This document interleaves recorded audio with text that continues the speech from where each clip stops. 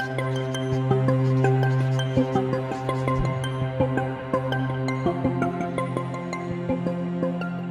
know as an artistic director of a Shakespeare theater, one of the things you're constantly looking for are appropriate plays to fit in rep with Shakespeare plays that are not Shakespeare. And the idea of doing a world premiere is very exciting, especially coinciding with our 3-year cycle of the Henry history plays, because we knew those are sort of sequential. Twelfth Night is a unique play in the canon, I think. It has its own unique place because it is neither rollicking, knee-slapping comedy, nor is it deep, dark tragedy. It lies someplace in between. I want to keep it out of the realm of reality and keep it in the realm of fantasy and imagination. The story of the Man in the Iron Mask, of course, is that a young boy is taken from his mother, locked in the Bastille, and an iron mask is put on his face. And so it's also a mystery story. Who is this young man that's been locked away? Why has he been locked away? Scott Wentworth, an associate artist at Shakespeare Santa Cruz, has written a bold and funny and swashbuckling, adventurous adaptation of The Man in the Iron Mask, and we are giving our Shakespeare Santa Cruz audiences the first shot at seeing this world premiere before it goes out to entertain audiences all over the country. This takes place 30 years after the events of the Three Musketeers. So the young men that we met last season in the Three Musketeers are now in their 50s. They're a little grayer, a little stiffer, but they still have a passion for adventure. The stories are from Dumas' imagination. The spirit of the Musketeers all come from his imagination.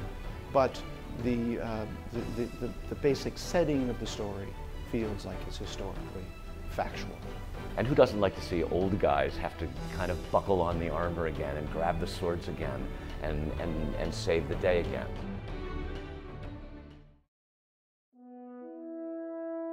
We here at Shakespeare Santa Cruz are giving our audiences an opportunity to really delve in a profound way into this Henry history cycle by seeing all three and seeing them in sequence. One of the more interesting things about Henry IV Part II, and in some cases when it's staged, they actually call it Falstaff or give it another title, because it really doesn't need Part I in order to make sense of Part II. It very much stands on its own. In fact, it stands on its own even more than Part I. Part I needed a little bit, you needed a little bit of information about the reign of Richard II. But Part II is very much its own play. Watching Hal try to make peace with his father and his father try to make peace with his son, to me feels very modern. I think all the fathers and sons in the audience will understand what that relationship is. I think anyone who has moved from one world to another, whether it's going away to college or going away from home, will understand the dilemma that Hal and Falstaff find themselves in when you have to reinvent yourself and you leave behind relationships that no longer seem to support you and connect with you in a way that they once did.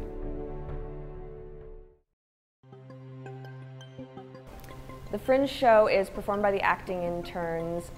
This year it's the Mandrake. It performs outdoors in the Festival Glen on 2 days in August. And during the season, the interns are playing ensemble roles and they have their understudy parts. And this really gives them a chance to perform and use what they've learned all summer in lead roles. Well, the Mandrake's about a young man who's obsessed with the beauty who's been renowned all through the land, and he comes to her town to try and woo her. Unfortunately, she's married, so he has to come up with a complicated scheme with the help of some of his shady compatriots to try and figure out a way that he can get her alone and confess his true feelings to her. It's full of sort of backroom deals and schemes and magic of a sort, and so in the end it's whether he is able to get the love of his life or whether she remains married to her old husband.